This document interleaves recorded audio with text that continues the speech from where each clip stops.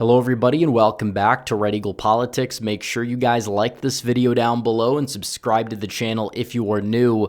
So in today's video, we're going to be doing the governor's map prediction for both 2025 and 2026. We'll start off with 2025, then we'll go into 2026 because just a month from now, you've got two elections taking place, one in Virginia and one in New Jersey. Now, we're going to fill the map out for 2026, starting off with the safe states and then going into the likely margins, the lean margins or tilt margins, the competitive toss-up states, you name it. We're just going to start off with Virginia and New Jersey in order, and then we're going to go do the rest of them how we usually do it. So without further ado, let's jump in. Virginia, you got a lot of chaos going on with this attorney general's race, and I think Republicans are going to narrowly pull it out. I hope they do. I really just would have zero faith in Virginia if Jay Jones managed to pull out a victory. That being said, Winsome Sears, has she run the greatest campaign? Is she that well-funded? No. Does Spanberger deserve to win? No, but I think she probably will, especially because she leans into that like Nova elitist sort of thing, and they're really upset now with all these layoffs, and the shutdown doesn't particularly help. So either way, I do believe that Sears is going to lose. I think Spanberger is going to win, but I don't think she's going to win by like 15. I think it'll be more by like 7 or 8. Now, here's an interesting race here in New Jersey, because this is a very, very prime flip opportunity for Republicans, and I think they're going to get it. Now, things can change. I don't think that this is going to be my final prediction, although it could hold. This is just not my final prediction for New Jersey.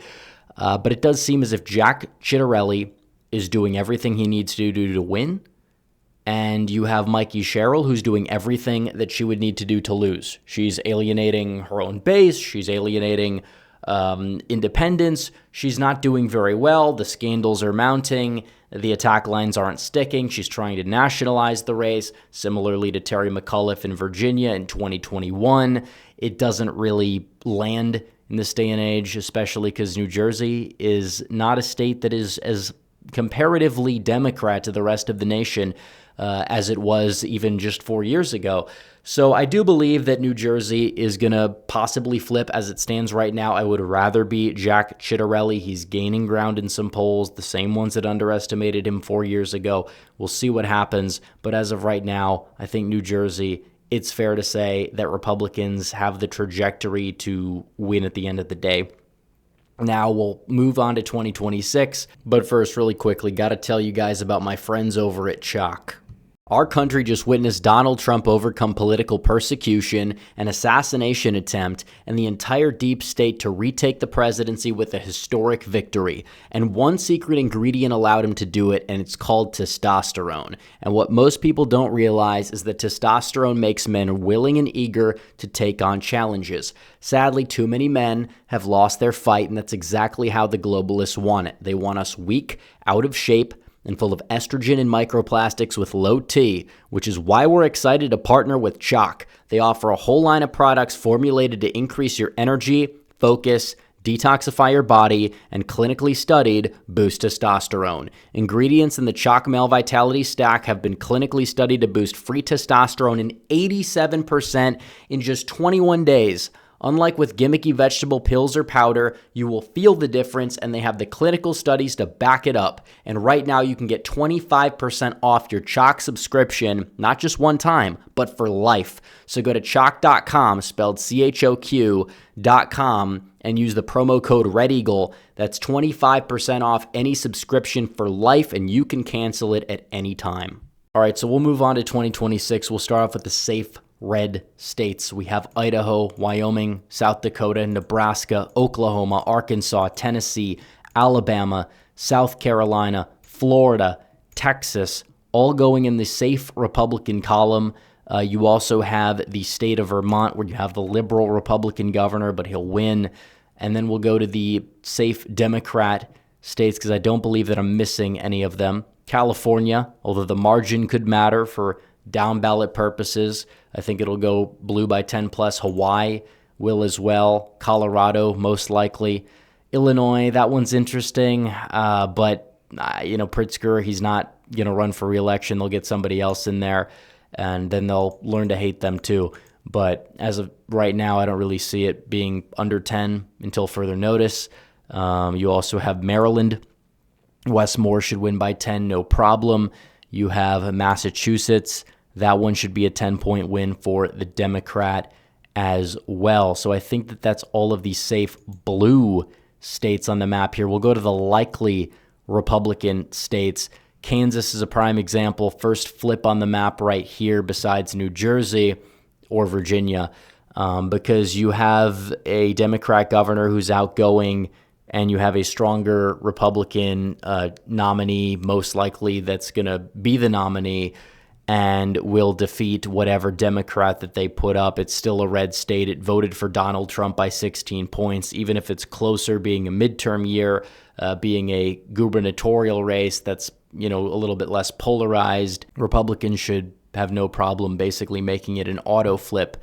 Now you have Iowa, Randy Feenstra. He should defeat Rob Sand, no problem. Rob Sand is extraordinarily overrated. The guy's like an alien out there. And then you have the state of Ohio, where Vivek Ramaswamy, whatever grievances, some people might have with some policy, he is a workhorse of a campaigner, and he probably is going to be facing a weak Democrat, and he should have no problem beating them. If it's Tim Ryan, it's closer, but Tim Ryan is still damaged goods, and I think Republicans are going to easily hold on to Ohio. So other likely red states, New Hampshire, Kelly Ayotte, incumbent, relatively popular, will hold on. Alaska could get interesting. Democrats possibly running a member of the Bajich family, where you have, Republicans in that family. You have one that's a solid congressman from Alaska now, and then you have some Democrats, like a former senator, for example. So it's going to be interesting to watch. Could get closer. We'll keep an eye on it. But as of right now, I think Republicans would be probably favored to hold it. So 26-11, I think that's all the likely red states. We'll go to the likely blue states. Oregon is another example. It's typically closer at the statewide level because these Democrat governors are not typically well liked there due to their level of corruption. And then you have New Mexico, which could be interesting if it wasn't like a midterm year with a Republican president in the White House. I'd say Democrats are probably favored there. Connecticut and Rhode Island, Democrats will win them, but not by presidential margins, as they usually don't. And then you have the state of Maine. Democrats probably hold on to that. Minnesota, if Tim Walz goes for it again and there was like a strong Republican that emerged, I could see it being closer because Walz has lost popularity because he's been a total clown on the national stage. But as of right now, I think it's fine to keep it in the likely Democrat column. Also, the state of New York, I think it could be closer. I just think Kathy Hochul and her machine will do enough to get out enough voters for her to win against Elise Stefanik. I could see it looking exactly like 2022 in New York, but I don't really know if it's primed to flip until I see some additional polling. And then finally, we have the state of Pennsylvania, which I could see it being closer than this even because Republicans are putting up Stacey Garrity, most likely, and she's a strong candidate. And there was that one Quinnipiac poll that belongs in the garbage can that had her losing by like 15 or 16 and had Doug Mastriano, I think, doing a point better or losing by the same margin. And it's like Josh Shapiro is somebody who is, yes, a popular governor, but at the same time, he's not really that popular where it counts. And the more he tries to be a national figure, the more he gets attacked. The ability for him to lose popularity when he's never really faced any real opposition in his career, it's like, yeah, he's going to lose popularity. He'll win the election, but it's probably going to be by like half the margin that he won by the previous time as an incumbent, which is not really the best optics for him moving forward in terms of a presidential campaign that he probably is going to try to mount. So we're going to fill out the remaining swing states here, the 5 competitive toss-up gubernatorial races that will either go in the lean or tilt column one way or another. Well, actually, no, we forgot Nevada. Nevada's not going to be that competitive. I know the economy in Vegas isn't doing all that great. It hasn't been doing all that great since COVID, for one. And for two, you have a relatively inoffensive and popular governor in Joe Lombardo. Maybe it gets under 5, but I'm keeping it in the likely column. We'll move on to the state of Georgia. I think Georgia is a lean Republican. I think Republicans will win it by a runoff-proof margin in the state of Georgia. And also, you have like a decent candidate who can run a competent campaign in Burt Jones going up against a like Stacey Abrams clone on the left. And if they really put up that defected Republican lieutenant governor who flip-flopped on literally everything and Jeff Duncan, I mean, black turnout's going to plummet, and I think Republicans are going to win anyways, even if that candidate would do a little bit better among like independents in suburban Atlanta or whatever. So Michigan, this is an interesting one because it's a three-way race. John James, he's going to run, probably get Trump's endorsement, probably get 46, 47% of the vote. And then you have two Democrats. You have one who's like a old school, more centrist Democrat, decent on crime, not bad on like immigration for a Democrat. With the former mayor of Detroit, Mike Duggan, he'll probably do well in Oakland County among independents that usually would go Dem in a year like this. And he'll do well in Detroit City proper. You could get 10, 15% there. What is that exactly going to do? Well, it's probably going to give John James the advantage. So I think that Michigan is going to go Republican, even if narrowly.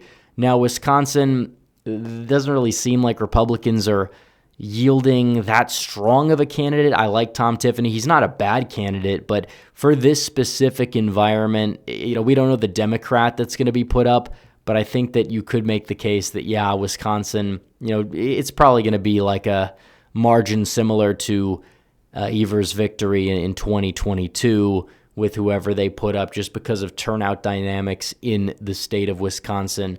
So we'll see what happens. It's going to be competitive.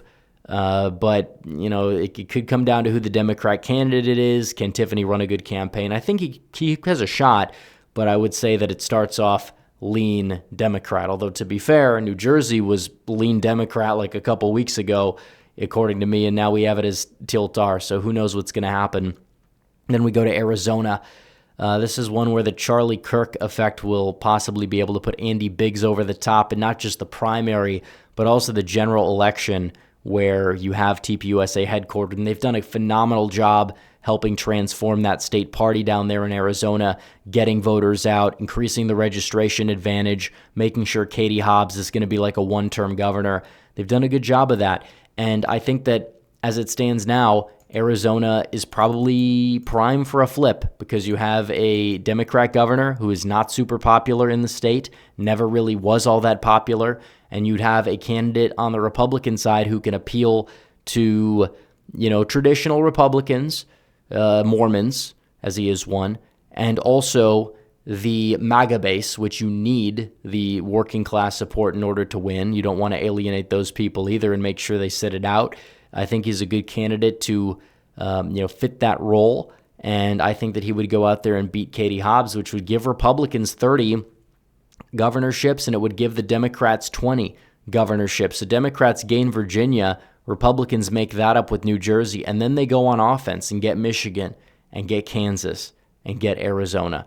And we'll see what happens, guys. But anyways, make sure you like this video down below, comment down below, subscribe to the channel, hit the bell for notifications so you never miss another video. Follow me on social media. The links are all in the description down below. And I will see you guys in the next one. Red Eagle out.